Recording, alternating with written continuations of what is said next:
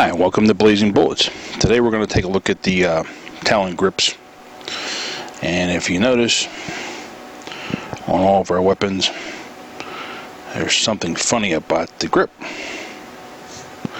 And you notice something's not funny about that one. That's my Glock 29 that still doesn't have a grip on it.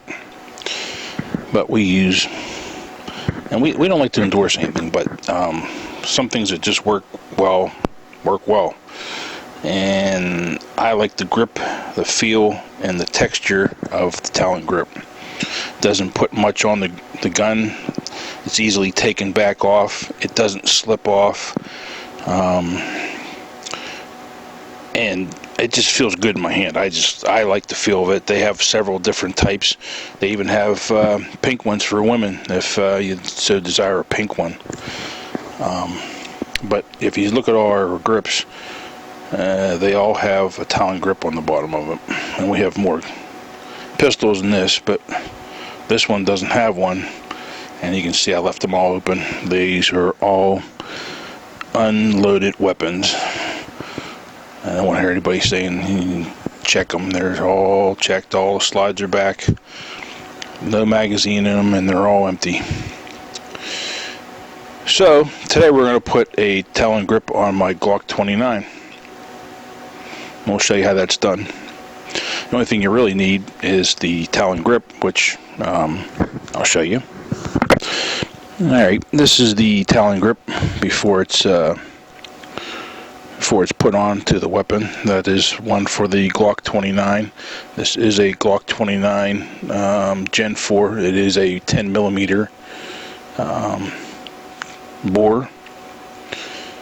It's the baby version of the Glock 20, which is a full-sized 10mm. As far as automatics go, it is said that the 10mm is probably the most powerful in automatic weapons. Although I'm not sure, it's debated. Sometimes people talk about the AE9 or AE50 and you know, in the Desert Eagles and stuff like that. But all in all, guns that everybody makes a weapon for in that caliber, 10mm is pretty powerful. It's probably right up there with the 357 Glock, you know, grip. The only thing you really need is a hair dryer to put the grip onto the weapon, and so it's on there for forever. Well, it's not on there forever. You can actually cut it off, but that's what we do. Just take a hair dryer to it, and it's ready to go. Form fits itself, shrinks right in there. It really works well. I like it a lot. Highly suggest anybody with a pistol that doesn't like your hand stinging all the time and get a good grip on the weapon. I suggest, and this is inexpensive. When we first started getting them, I think it ran $10, $11. They're like $17.99 now with free shipping. You still can't go wrong with $17.99. Now the first thing I usually do is take the Talon grip, take it in your hand, and just try to see how it's supposed to fit on there. I mean, you can see that, you know, usually I go by the T, because they have a little T on there. I'm not sure if you can see that. The little T usually gives you a pretty good indication that that T is supposed to be up in the air, and that's for Talon grip. And look at the back part of the Talon grip. If you twist it around, and it probably should go just about like this, with the little fingers tabs going across the finger grips. So you get a feel for how it should be. It's on the, make sure that this back part is on where the back strap should be at, and go from there. It's really a pretty simple process. It's the initial setting it down that kind of scares you and think, oh boy, hopefully I get this right, because you know, once you hair dry it, it's pretty much on there. So you want to try to get it right. I've picked out the back stop, or the back strap, that I like on my beaver tail. and that's what feels pretty good in my hand when I'm shooting it. That's the beaver tail that I like, so that's where I before I go ahead and put these on, I make sure that I have the proper one. Now the Glock provides different beaver tails and back straps for these in the Gen 4s. You want to make sure you have the one you want before you go sticking on the Talon Grip, because once it's on there, you're not going to be able to put on the Talon Grip. Alright, next, if you see it, this is the textured rubber side, and this is a rubber one. They actually have sandpaper one as well. And this is the backing on the back of the Talon Grip. You want to start to peel away that backing, and I generally just let it start first where I want it at. So you can see, now you can see the back part of the backing there. And I start with that first, and I don't peel the whole thing off, because then it might, you know, if it sticks to the, flies out of your hand, sticks to the rug or whatever, or wherever you're at, your bench, you could end up with a sticky mess. So I generally try to peel it back just halfway and then go from there. Now, hopefully I do this right and don't look foolish on YouTube. I've done many of these, but it's the time when you think you're really good is when you're not. So I know about where it should be. Should be right around there. The back strap should go there. And actually this should be moved down a little bit more. You want to try to get this lined up as well as possible, and I try to leave it flush with the bottom part of that magazine. You see where that magazine well is right there. I try to leave it flush with that. Make sure your back strap part is going to go on properly.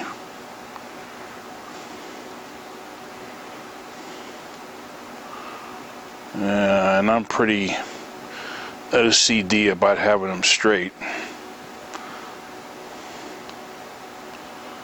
And that looks like it's going pretty good there so far. Oh, I'm sure I'm not even on the camera here, am I? Alright, I had to pause there for a second. Like I said, I'm pretty OCD about these being straight, so. And it looks like it's going pretty good there.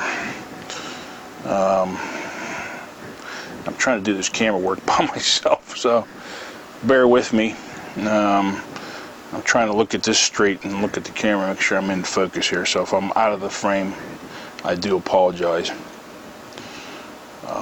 Alright, so then the last part of it, you just kind of peel, and this is how I do it. I mean, other people might have a different way about it, but I think this is the easiest and it comes out the straightest. Make sure this part here as well is lining up with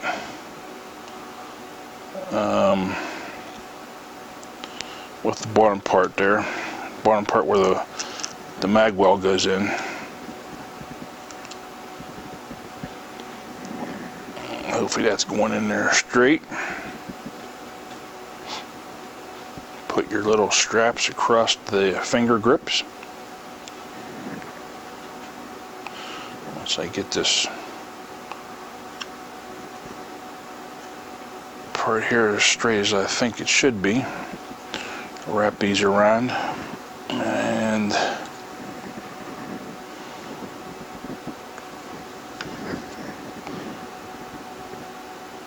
match them up.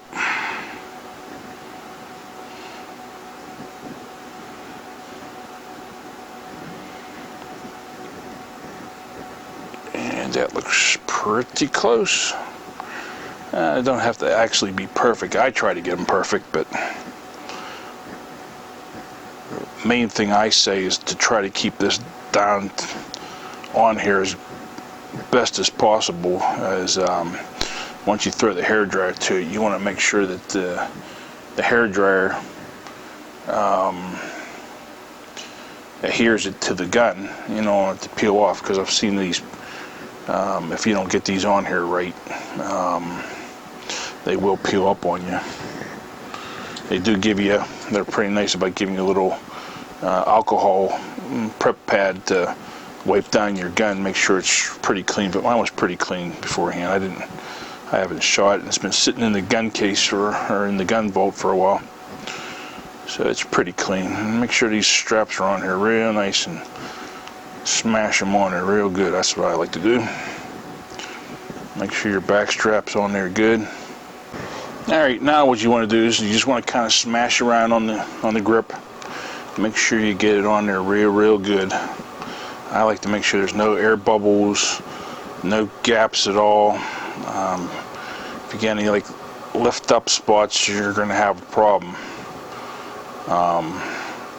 Later on, when you have a little lift up spot and you're grabbing a hold of it, and after a while it's going to start having a little peeled up spot there. So I generally try to make sure these are on there real tight, no air gaps, almost form fitted.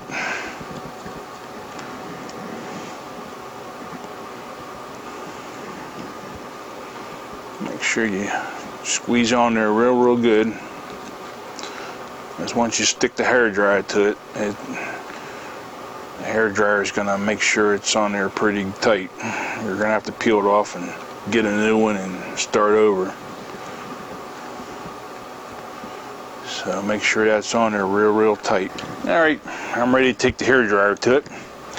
And I won't show the whole process of doing the hair dryer. I think you can pretty much figure out it's going to make a whole lot of noise on this camera, but you pretty much just take it, you know, like you're doing shrink wrap or something, and just take the hair dryer to it like this, you know, and you'll see that it gets kind of hot, and it gets the glue to hot, and the glue kind of sticks to the back of them.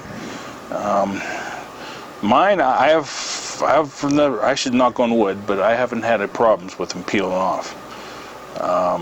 I have seen people that probably didn't put them on right that does have a problem with it. Now I'll throw the hair dryer on real quick. I just want to kind of see if the hair dryer causes my camera to have a problem. But if I can get it to turn on.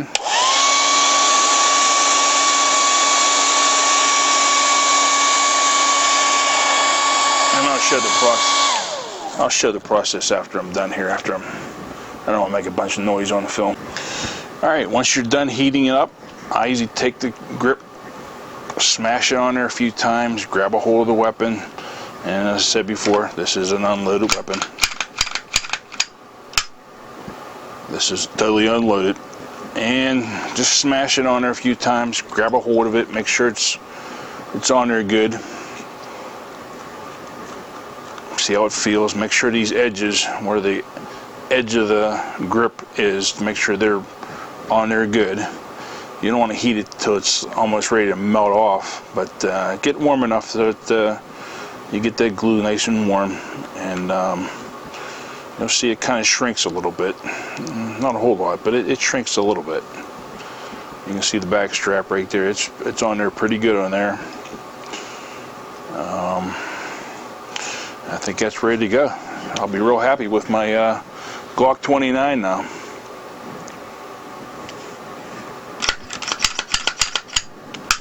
Feels real good. You can notice the slide on that. This is my son's Glock 23. It's a 40 cal. As you can see the slide size difference in the 10mm versus the 40 cal. Quite a bit of difference. But this is a Glock 29 and brand new Talon grip on it. I'll be real happy to go to the range with that. Well, thanks for watching, and everybody be safe.